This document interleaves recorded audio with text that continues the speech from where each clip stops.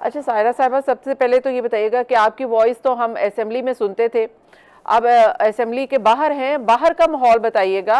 Assembly کا ماحول تو ہم نے بہت بار آپ کی زبان سے سنا ہے، باہر اس وقت کیا چل رہا ہے؟ مذاکرات ہو رہے ہیں، اور وہ مذاکرات کہاں پر ہو رہے ہیں؟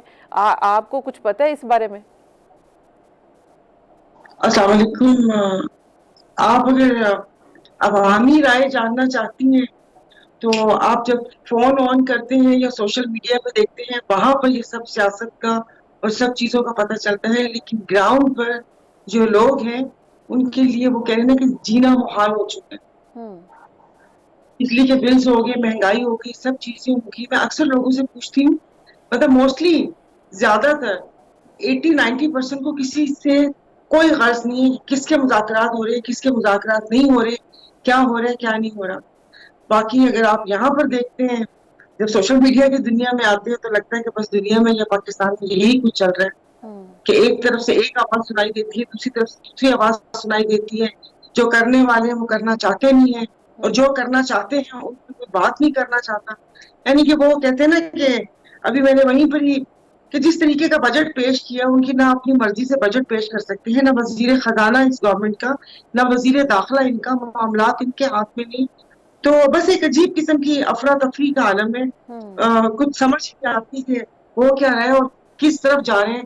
کبھی بازگشت سنتے ہیں اگلی الیکشن کی، ہوں کبھی کہا جاتا ہے کہ قومی اسمبلی کے الیکشن ہوں گے، لیکن جس وقت آپ کا خزانہ خالی ہے تو کوئی بھی گورنمنٹ آئے گی وہ آگے کیسے چلائے گی؟ ہوں پھر یہاں پر ایک حکومتی رکن، وہ حکومتی رکن بھی نہیں ہے، وہ کسی پارٹی کے بھی نہیں ہے، بٹ وہ آ کے جس طریقے سے ایک دھمکی ہمیں لہجے میں ہم لوگوں کو کچھ بتا کر جاتے ہیں، جیسے فارم 45 کی بات تھی تو کہا کہ اس کے اوپر چنے کھاؤ، کسی کا کوئی فیصلہ نہیں آئے گا۔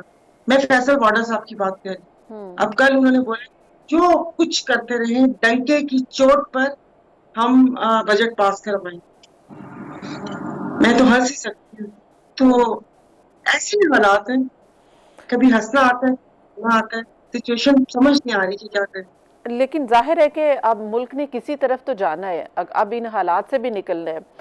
جیسے کہ چین نے بھی اب سیکورٹی خدشات کا اظہار کر دیا ہے، اور جب ابھی پرائم منسٹر گئے ہیں اور انہوں نے کچھ معاملات کو پولیٹیکل سلوشن کی طرف آگے بڑھنے کا کہا ہے۔ اب پولیٹیکل سلوشن کے لیے اب پی ٹی آئی کی جانب سے بھی ایک بنا دیا گیا ہے، ایک کمیٹی بنا دی گئی ہے، تو یہ مذاکرات اب لگتا یہ ہے کہ سیریسلی ہوں گے، اور اب اس کے لیے پی ٹی آئی کیا اس وقت اپنا کیا مطالبہ منوا سکتی ہے اس وقت، اور آگے سے پھر کیا پیشکش کی جائے گی پی ٹی آئی کے لیے؟ ابھی کیا آپشنز ہیں کہ پی ٹی آئی کو دینے کے لیے بھی ابھی کچھ بچا ہے؟ پی ٹی آئی کے کیا مطالبات ہوں گے اور کون کس سچویشن مطلب اس کے پاس ہے کہ وہ یہ مطالبات کیا ہے؟ اگر تو یہ مطالبہ ہے کہ اس طرف سے بھی ہے معافی منگوانے کا، ادھر سے معافی نہ مانگنے کا، جو خواتین پر ظلم ہو رہے ہیں، تو پھر جو ہم لوگوں نے ایک سنی تھی ایک چیز، پھر وہ کہاں پر ہوگی؟ ہوں مطلب 9 مئی کا جو واقعہ سنا تھا، اس کا مطلب ہے کہ وہ خود سے سارے مقدمات بنائے گئے ہیں۔ باقی چائنا کا آپ نے دیکھا، آپ تو ظاہر وہ ہوگا کہ ٹاپ پریورٹی سے پریورٹی پر آ گئے۔ ہوں پھر ہمارے وزیر خزانہ صاحب کا بیان آتا ہے کہ وہ وہاں پر یہ معیشت یا اس کی بات نہیں کرنے گئے تھے، وہ ٹیکنالوجی کی بات کرنے گئے تھے۔ تو دیکھیں سیکورٹی حالات تو جتنے حملے شاید سی پیک اور چائنا گورنمنٹ اور جو یہاں پر انجینئرز اور ان پر ہوئے شاید ہی کسی پر ہوئے ہوں گے۔ جو لاسٹ بھی جو بشام میں حملہ ہوا تھا، اس میں تو وزیر جو ہمارے داخلہ صاحب تھے وہ پی سی بی کی میٹنگ تو اٹینڈ کر رہے تھے لیکن وہاں تک گئے نہیں تھے۔ تو دیکھیے کسی بھی صورت میں جب تک سیاسی استحکام آئے گا تو اس کے ساتھ ہی معاشی استحکام آئے گا۔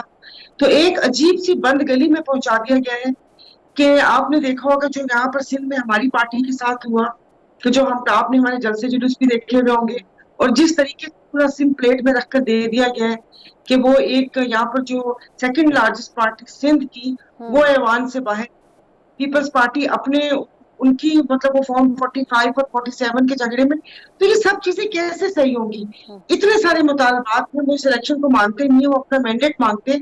اگر وہ اپنا مینڈیٹ ان کو واپس کرتے ہیں، وہ تو کسی صورت میں نہیں ہوگا، وہ واپس کرتے ہیں تو پھر اس وقت وفات میں کون حکومت سنبھالے گا وہ پتہ ہے، اور دوسرا ابھی تو ریزرو سیٹ کا فیصلہ بھی آنا ہے، جو آگے جتنے بھی فیصلہ سازی ہے وہ اس فیصلے کے اوپر منحصر کرتی ہے کہ اگر ان کو ریزرو سیٹس نہیں ملی تو تب بھی آپ یہ تو پھر چلتا رہے گا، اور اگر گورنمنٹ کو نہیں ملتی تو پھر جو لیجسلیشن انہوں نے کرنی اچھا ہے وہ نہیں یہ ہوگی.